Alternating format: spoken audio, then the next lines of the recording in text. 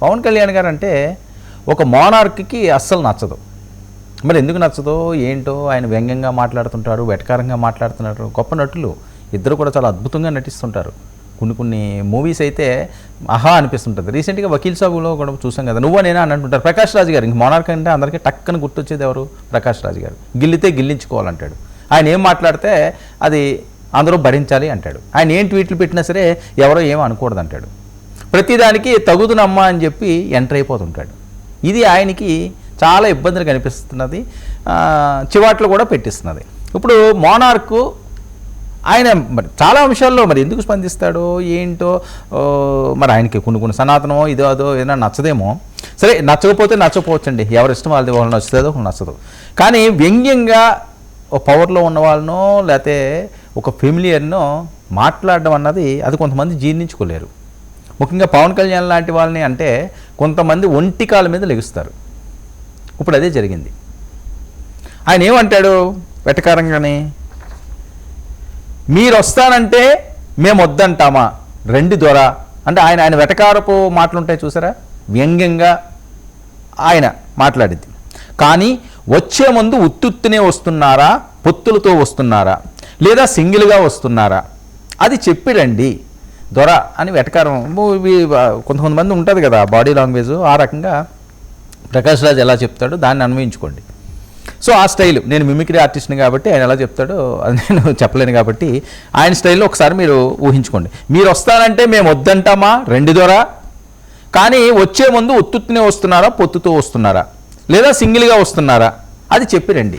ఎవరు పొత్తుతో వస్తే మీకెందుకు, పొత్తులతో వస్తే మీకెందుకు, మీ నటనేదో మీరు చూసుకోకుండా, మీ ప్రాంతాలు ఏవో మీరు చూసుకోకుండా ఎందుకు విభేదాలు రెచ్చగొట్టడం? సినీ నటులు అంటే అందరూ గౌరవిస్తారు, అన్ని రాష్ట్రాల్లో గౌరవిస్తారు. మీరంటే కూడా ఎంతోమంది అభిమానులు ఉంటారు. చాలా గొప్ప నటుడు ప్రకాష్ రాజ్. నటనకి అసలు వేలు పెట్టి చెప్పడానికి లేదు. ఇలాగా తన గురించి నటన విషయంలో అసలు మాట్లాడడానికే లేదు. అంత గొప్ప నటుడు. ఏ క్యారెక్టర్నైనా సరే ఒదిగిపోతాడు ఆయన, అంత అద్భుతంగా నటిస్తాడు.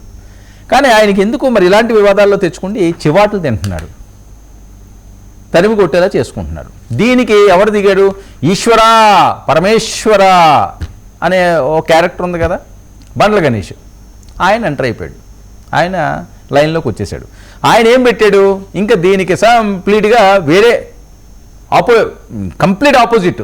ఇంక ఈయన మాటలకి ఇంకా అసలు అడ్డు అదుపు ఏం లేదు. ఆయన అంటాడు, ఒరేయ్ నీకెందుకురా ప్రతి దాంట్లో వేలు పెట్టడం, అసలు నువ్వెవడివి, తమిళోడివా, తెలుగోడివా, కన్నడోడివా, నీ ఊరేది, నీ కథ ఏంటి, ప్రతి ఊర్లో ప్రతి ఇష్యూలో దూరి జడ్జిమెంట్లు ఇవ్వడానికి నువ్వేమైనా కలెక్టర్వా లేక దేశ ప్రధానివా?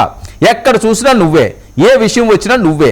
నీ బతుక్కు పని లేకపోతే చూసుకో, కానీ అందరి విషయాల్లో దూరి హీరోలా ఫీల్ అవ్వకు. ముందు నీ అడ్రస్ నువ్వు తెలుసుకో, తర్వాత ప్రపంచాన్ని మార్చే ప్రయత్నం చేయి. ఇది అదిగో మా వాళ్ళు వేస్తున్నారు కదా బండ్ల గణేష్ గారి ట్వీట్. ఒరే నీకెందుకురా, నువ్వు ఎక్కడోడురా. మళ్ళీ చూసారా ప్రాంతీయ అంశాలు.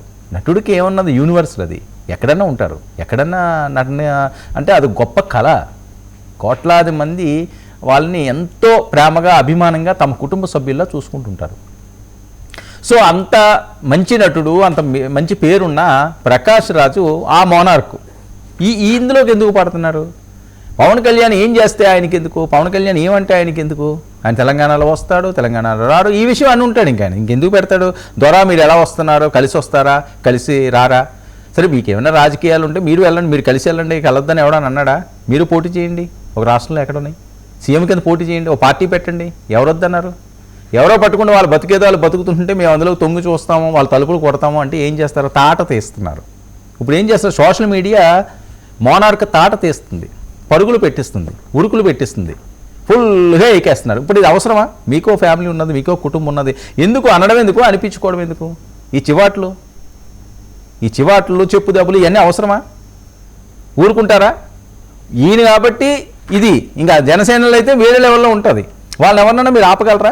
లేకపోతే ఇలా ఉంటేనే మీకు ఆ గిల్లితే గిల్లించుకోవాలి అనే ఆ తత్వం ఆ క్యారెక్టర్లో ఉన్నది కాబట్టి అలాగే మనకి ఎవరన్నా తిడుతుంటే సరదాగా ఉంటుందా? అది ఊహించుకోవాలి.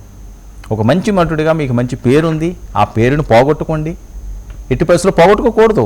ఇంకా మీరు అభిమానులు పెంచుకోవాలి, ఎన్నో సినిమాలు నటించాలి, ఎన్నో క్యారెక్టర్లు పండించాలి. ప్రకాష్ రాజ్ అంటే ఇదిరా అనిపించుకోవాలి. మనం ఉన్న తర్వాత కాదండి, మనం పోయిన తర్వాత కూడా కలకాలం ప్రజల మనసుల్లో ఉండిపోవాలి. ఇప్పటికీ కూడా చాలా మంది ఎస్వి రంగారావు గారు అనివ్వండి, సావిత్రి గారు అనివ్వండి, కథలుగా చెప్పుకుంటున్నారు. మహానటులు వాళ్ళు. ఎస్వి రంగారావు గారు ఎంత గొప్ప నటుడు. ఎప్పుడు ఎస్వి రంగారావు గారు అసలు ఈ తరాలకు అసలు ఎస్వి రంగారావు పేరే తెలియదు. అలాంటి వాళ్ళు ఇప్పటికీ మనం స్మరించుకుంటూ ఉంటాం కదా. సో అలా ఉండిపోవాలి. సహజ నటులు మీరందరూ కూడా గొప్ప నటులు. అంతేగాని దొరా నువ్వు సింగిల్గా వస్తావా, ఇంకోళ్ళతో వస్తావా, ఏ ఫ్లైట్లో వస్తావు, ఎక్కడికి వస్తావు, ఏ ప్రాంతానికి వస్తావు, ఇవన్నీ మనకి ఎందుకండి? ఇది పెట్టడం ఎందుకు? ఈ చూడండి, ఒరే నువ్వెవరు రా అంటున్నాడు, నీకెందుకు రా అంటున్నాడు, నువ్వే జడ్జివా అంటున్నారు, నువ్వేం కలెక్టర్వా అంటున్నావు, లేకపోతే దేశ ప్రధానివా అంటున్నాడు ఆయన. నీ బతుకు నువ్వు చూసుకో, పని లేకపోతే ఇంకో వ్యాపారం చేసుకో.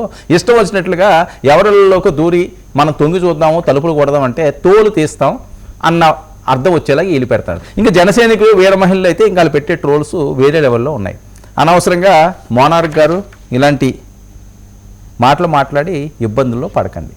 లేదు ఈ రకంగానే ఉంటానంటే సోషల్ మీడియాలో ఎవరి కర్మాలు అనుభవించడమే.